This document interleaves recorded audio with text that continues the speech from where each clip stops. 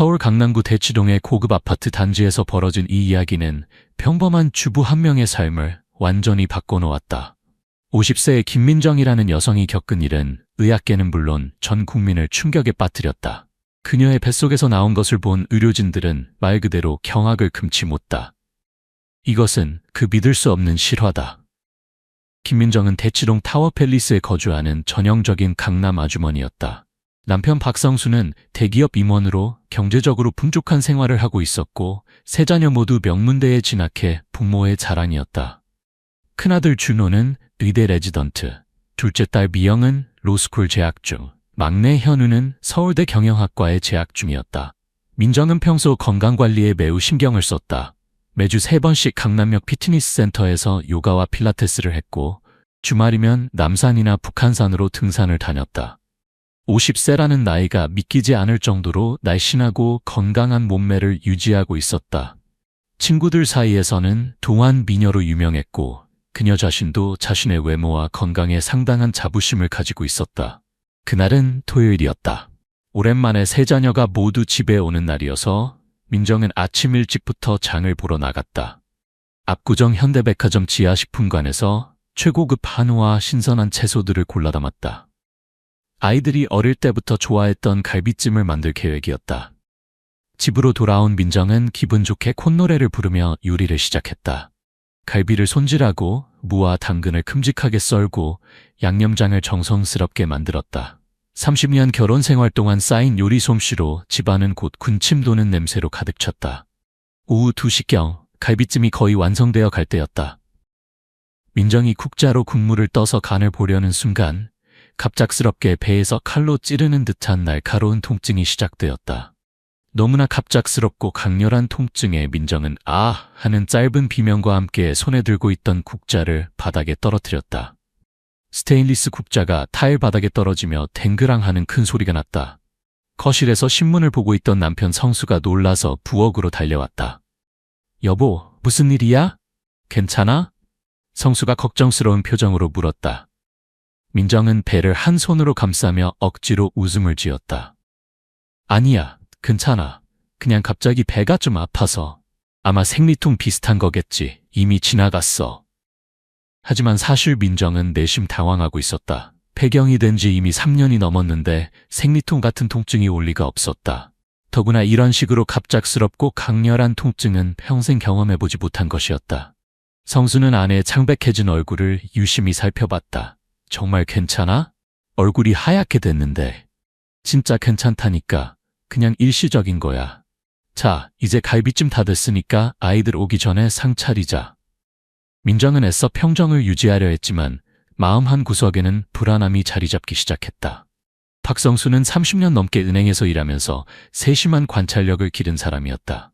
특히 아내에 대해서는 작은 변화도 놓치지 않았다. 최근 일주일 동안 아내의 몸에 미묘한 변화가 있다는 것을 눈치채고 있었다. 평소 날씬했던 민정의 배가 조금씩 나오기 시작한 것이다. 처음에는 나이가 들면서 자연스럽게 살이 찌는 것이라고 생각했다. 하지만 며칠 더 지켜보니 일반적인 살찜과는 다른 양상이었다. 전체적으로 통통해지는 것이 아니라 마치 배만 볼록하게 나오는 것 같았다. 저녁 식사를 마친 후 아이들이 각자 방으로 들어간 뒤 성수는 조심스럽게 화제를 꺼냈다. 여보, 최근에 배가 좀 나온 것 같은데 혹시 어디 불편한 곳은 없어? 민정은 자신의 배를 내려다보며 손으로 쓸어내렸다. 그래? 요즘 운동을 좀 소홀히 했나 봐. 나이 들면 신진대사도 떨어지고 그런다잖아. 내일부터 헬스장 더 열심히 다녀야겠네. 그런데 좀 이상해. 살이 찌는 거라면 전체적으로 찔 텐데 유독 배만. 성수야, 괜찮다니까. 여자들은 원래 폐경 후에 배 나오기 쉬워.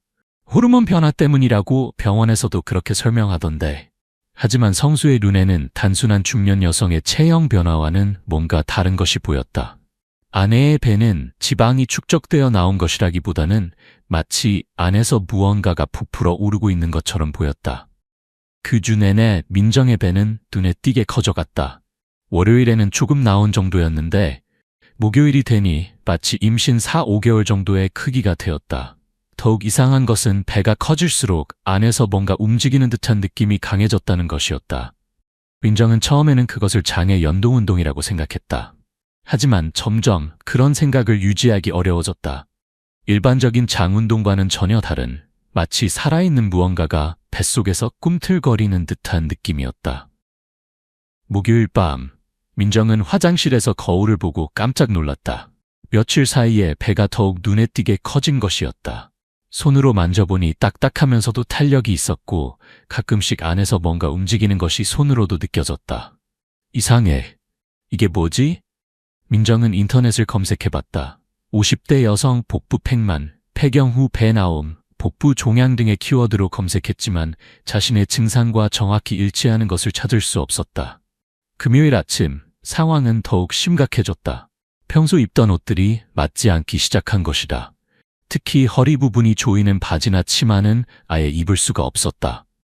민정은 헐렁한 원피스를 입고 겉옷으로 가렸지만 배의 돌출은 점점 더 명백해지고 있었다.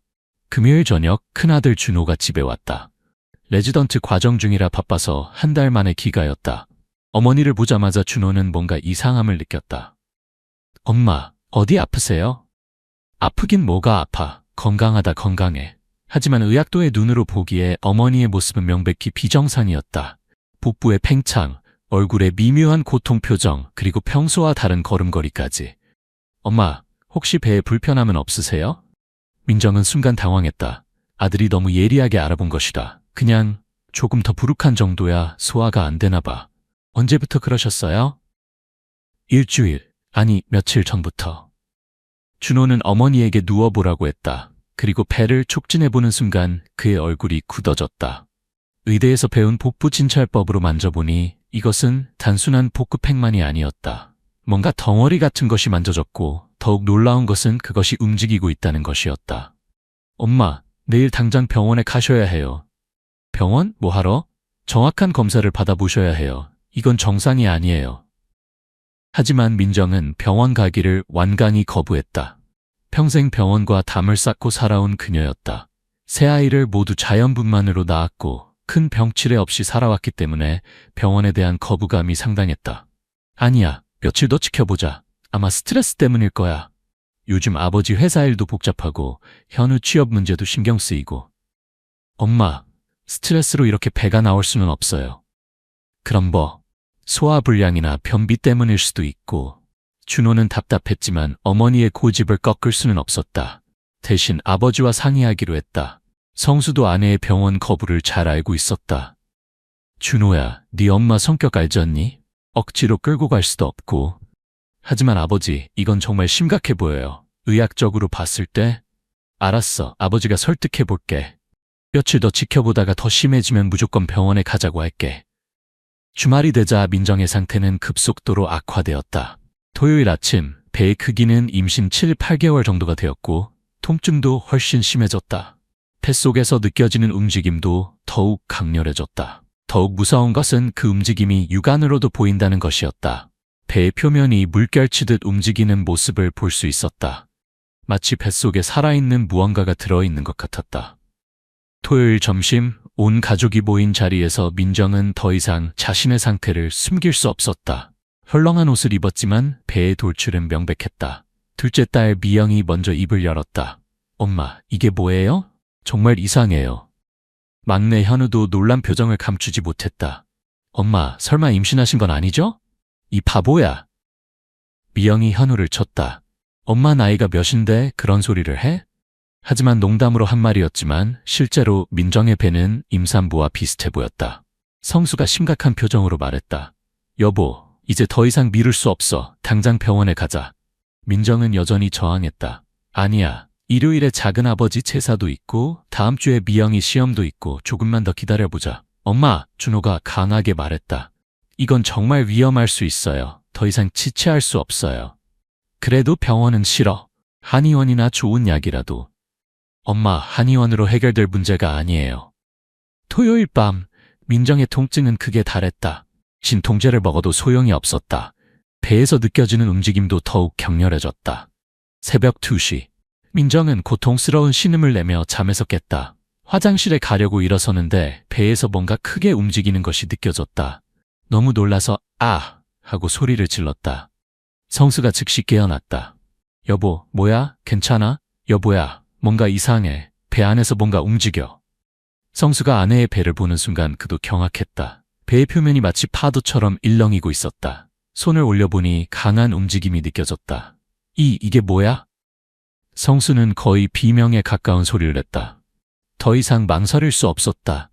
성수는 급하게 옷을 갈아입고 차키를 집어들었다. 지금 당장 병원에 가자. 여보야, 새벽인데. 새벽이고 뭐고 있나. 응급실이 있잖아. 민정도 이제는 두려움이 앞섰다. 뱃속의 움직임이 점점 더 격렬해지고 있었고 통증도 참을 수 없을 정도였다. 성수는 아내를 부축해 차에 태웠다. 평소라면 20분 거리인 서울대학교 병원까지 새벽 시간이라 15분 만에 도착할 수 있었다. 여보야, 무서워. 민정이 떨리는 목소리로 말했다. 괜찮아. 곧 병원 도착해. 의사 선생님들이 다 해결해 줄 거야. 하지만 성수도 내심 두려웠다. 아내의 뱃속에 도대체 무엇이 들어있는 것일까? 새벽 3시 30분 서울대학교 병원 응급실에 도착했다. 응급실 간호사들은 민정의 모습을 보자마자 산부인과에 연락했다. 배의 크기만 봐서는 분명히 임산부로 보였기 때문이다. 임신부 응급 환자입니다. 간호사가 외쳤다. 5분 후 산부인과 레지던트 이현주가 달려왔다. 하지만 그녀가 민정을 진찰하는 순간 뭔가 이상함을 느꼈다. 출산 예정일이 언제세요? 이현주가 물었다. 저는 임신이 아닙니다. 민정이 고통스럽게 대답했다. 임신이 아니라고요? 이현주는 민정의 배를 촉진해봤다. 레지던트 2년차였지만 그동안 수백 명의 임산부를 진료해왔다. 하지만 이런 감촉은 처음이었다. 태아의 움직임과는 전혀 다른 뭔가 불규칙하고 기괴한 움직임이 느껴졌다. 나이가 어떻게 되세요? 9살입니다. 배경은 언제 하셨어요? 3년 전에. 이현주의 얼굴에 당황스러운 표정이 떠올랐다. 50세에 폐경이 끝난 여성이 임신할 가능성은 거의 제로에 가까웠다. 그렇다면 이 복부 팽창의 원인은 무엇일까? 일단 초음파 검사를 해보겠습니다. 초음파실에서 이현주는 조심스럽게 프로브를 민정의 배에 댔다. 화면에 나타나기 시작한 영상을 보는 순간 그녀의 얼굴에서 혈색이 사라졌다. 화면에 보이는 것은 태아가 아니었다. 뭔가 길고 큰 것이 배 안에서 끊임없이 꿈틀거리고 있었다. 마치 거대한 뱀이 몸을 구부렸다 펼쳤다 하는 것 같았다. 이게 뭐지? 이현주는 자신도 모르게 중얼거렸다. 의사 선생님, 뭐가 보이나요? 민정이 불안한 목소리로 물었다. 이현주는 말문이 막혔다. 의과대학에서 배운 어떤 지식으로도 설명할 수 없는 광경이었다. 그녀는 즉시 상급의사에게 연락했다. 교수님, 급한 케이스입니다. 즉시 와주세요.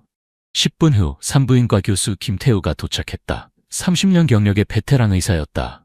무슨 일인가? 김 교수가 초음파 화면을 보는 순간 그도 경악을 금치 못했다. 이건 뭔가? 김태우 교수는 즉시 소화기 내과에 연락했다. 이것은 산부인과 영역의 문제가 아니라고 판단했기 때문이다. 소화기 내과 교수 박민석이 15분 후 도착했다. 그가 초음파 영상을 보자마자 입에서 탄식이 새어나왔다. 이건 기생충인 것 같습니다. 하지만 이렇게 큰 기생충은? 기생충이요? 김 교수가 놀라며 물었다. 네, 움직임의 패턴으로 봐서는 분명히 기생충입니다. 하지만 일반적인 촌충의 몇백 배 크기네요. 두 교수는 서로를 바라보며 당황했다. 의학 교과서에도 없는 사례였다. 환자분, 더 정확한 진단을 위해 추가 검사가 필요합니다. 박 교수가 민정에게 말했다. 어떤 검사인가요? 내시경 검사를 해봐야겠습니다. 내시경실에서 박민석 교수는 조심스럽게 카메라를 민정의 위 속으로 삽입했다. 그리고 그가 본 것은 평생 잊을 수 없는 광경이었다. 위 안에는 거대한 촌충이 자리 잡고 있었다. 일반적인 촌충이 길이 1-3m인데 반해 이것은 그보다 훨씬 컸다. 더욱 충격적인 것은 그것이 살아있다는 것이었다. 꿈틀거리며 움직이는 모습이 내시경 화면에 선명하게 나타났다. 세상에, 이런 일이. 박 교수는 말을 잇지 못했다. 간호사들도 화면을 보고 비명을 질렀다. 평생 내시경 검사를 보조해왔지만 이런 것은 처음이었다. 검사실 밖에서 기다리던 성수와 준호에게 박 교수가 나왔다. 검사 결과가 어떻게 나왔나요?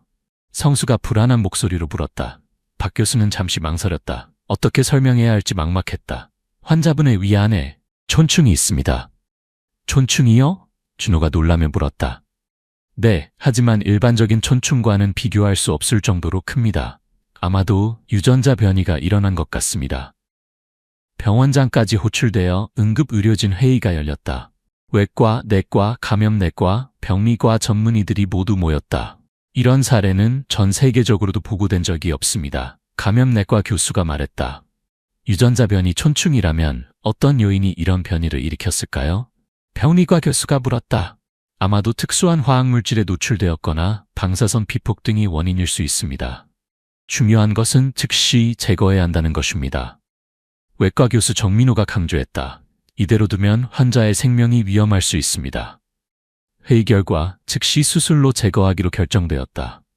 하지만 문제가 있었다. 이런 거대한 기생충을 제거하는 수술은 전례가 없었다. 복부를 절개해서 위를 열고 기생충을 제거해야 합니다. 정 교수가 설명했다. 위험하지 않을까요? 민정이 떨리는 목소리로 물었다. 솔직히 말씀드리면 이런 수술은 처음입니다. 하지만 제거하지 않으면 더 위험할 수 있습니다.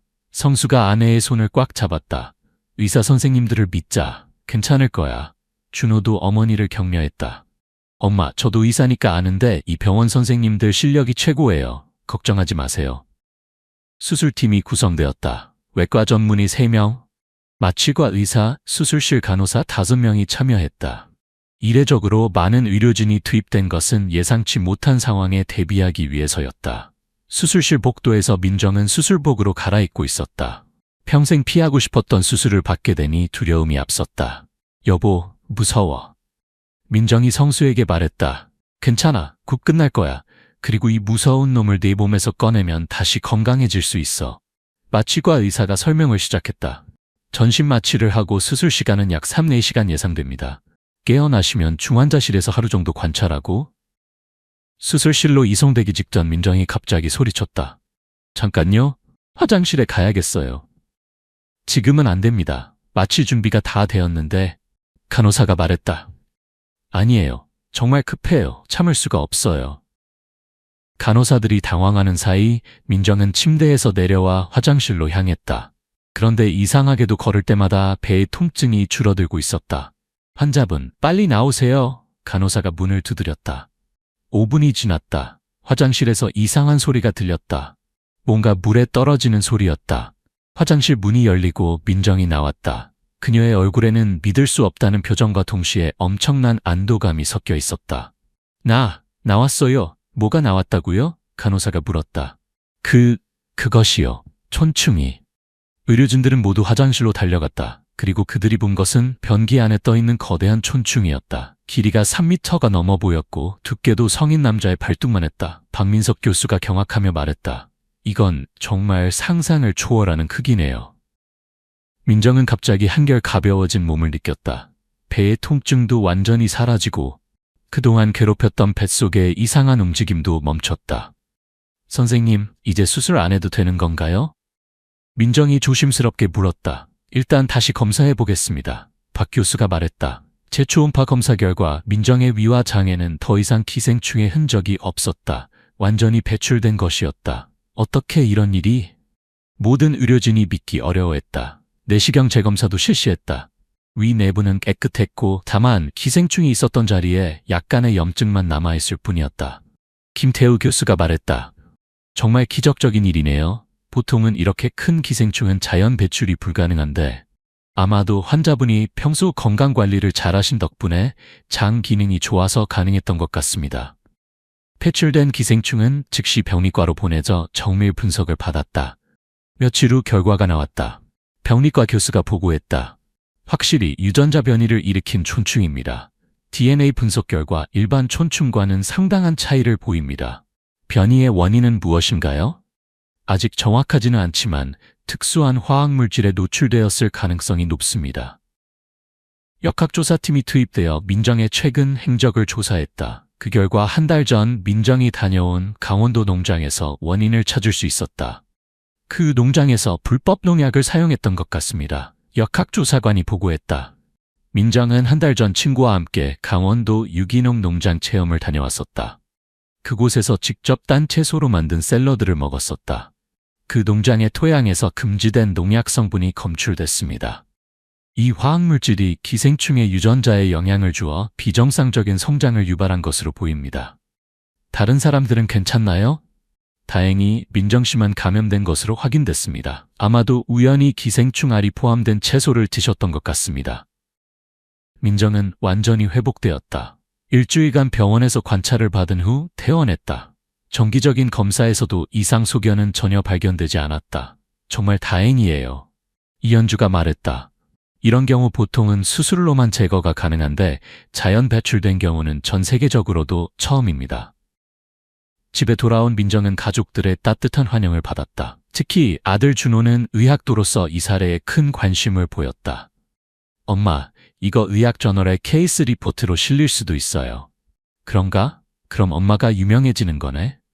이 경험을 통해 민정의 인생관은 완전히 바뀌었다. 평생 병원을 기피했던 그녀가 이제는 정기검진의 중요성을 누구보다 잘 알게 되었다. 앞으로는 몸에 조금이라도 이상이 있으면 바로 병원에 갈 거야. 민정이 가족들에게 약속했다. 성수도 아내의 변화를 반겼다. 이제야 마음이 놓인다. 건강이 최고라는 걸 새삼 느꼈어. 미영이 말했다. 엄마, 정말 다행이에요. 처음에는 얼마나 무서웠는지. 현우도 덧붙였다. 앞으로는 우리 가족 모두 정기검진 받기로 해요. 이 사례는 대한의학회에 정식으로 보고되었다. 국제의학저널에도 논문이 게재되어 전 세계 의학계의 주목을 받았다. 박민석 교수는 이후 기생충학 전문가로 활동하며 관련 연구를 계속했다. 민정 씨 덕분에 우리가 몰랐던 새로운 의학적 현상을 발견할 수 있었습니다. 김태우 교수도 말했다. 40년 의사 생활에서 가장 신기한 경험이었습니다. 의학의 신비로움을 다시 한번 느꼈죠. CNN, BBC 등 해외 언론에서도 이 사례를 보도했다. 한국에서 일어난 의학적 기적이라는 제목으로 전 세계에 알려졌다. 6개월 후 민정은 완전히 건강을 회복했다. 정기적인 운동을 다시 시작했고 가족들과의 시간을 더욱 소중히 여기게 되었다. 어머니, 이제 정말 건강해 보이세요. 미영이 말했다. 그래, 이제야 진짜 건강하다는 게 뭔지 알겠어. 그리고 가족이 얼마나 소중한지도. 성수도 아내의 변화를 대견해 했다. 여보가 이렇게 적극적으로 건강관리하는 모습을 보니 참 기특해. 준호는 이 경험을 통해 의학에 대한 관심이 더욱 깊어졌다. 엄마 덕분에 의학의 신비로움을 느꼈어요. 더 열심히 공부해서 좋은 의사가 될게요. 민정의 사례는 한국 사회에 큰 파장을 일으켰다.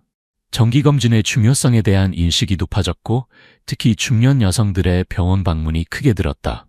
보건복지부에선 이 사례를 계기로 기생충 감염 예방 캠페인을 시작했다. 특히 농촌 지역의 불법 농약 사용에 대한 단속도 강화되었다.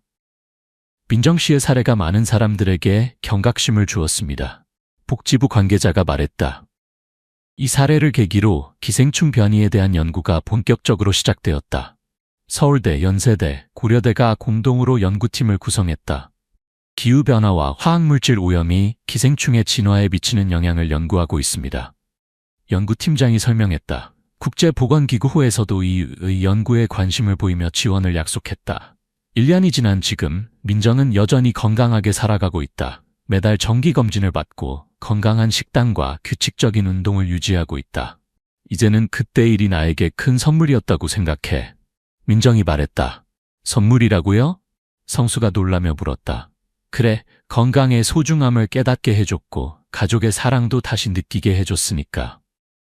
준호는 이제 전공의가 되어 더욱 바쁜 나날을 보내고 있지만 가족과의 시간을 더 자주 만들려고 노력하고 있다. 민정의 사례는 의학사의 김민정 케이스로 기록되었다. 전 세계 의과대학에서 교육 자료로 활용되고 있으며 기생충학 교과서에도 특별 사례로 수록되었다. 박민석 교수는 이 연구로 국제기생충학회에서 공로상을 받았다. 평생 의사생활에서 가장 보람 있는 일이었습니다. 민정도 때때로 의과대학 강의에 초청되어 자신의 경험을 들려주고 있다. 제 경험이 의학 발전에 조금이라도 도움이 된다면 기쁩니다. 민정의 이야기는 여전히 진행 중이다. 그녀는 건강한 삶의 대변인이 되었고 많은 사람들에게 희망과 용기를 주고 있다. 건강할 때 건강을 지켜야 한다는 평범한 진리를 온몸으로 체험한 민정. 그녀의 이야기는 의학의 신비로움과 생명의 소중함, 그리고 가족 사랑의 위대함을 보여주는 살아있는 증거다. 3년이 지난 지금도 민정은 건강하게 살아가고 있다. 그녀의 이야기는 책으로 출간되어 베스트셀러가 되었고 영화화도 추진되고 있다. 제 이야기가 많은 사람들에게 도움이 되었으면 좋겠어요. 민정이 말했다. 건강은 정말 소중한 거예요. 그리고 가족의 사랑도. 민정의 뱃속에서 나온 그 거대한 촌충은 현재 서울대학교 의과대학 박물관에 표본으로 보관되어 있다. 그것은 단순한 기생충이 아니라 한 가족의 사랑과 의학의 발전, 그리고 생명의 경이로움을 상징하는 소중한 유물이 되었다. 민정의 이야기는 오늘도 계속되고 있다. 건강한 삶을 살아가는 그녀의 모습은 많은 사람들에게 희망의 메시지를 전하고 있다. 때로는 가장 무서운 경험이 인생의 가장 큰 선물이 될 수 있다는 것을 그녀의 삶이 증명하고 있다.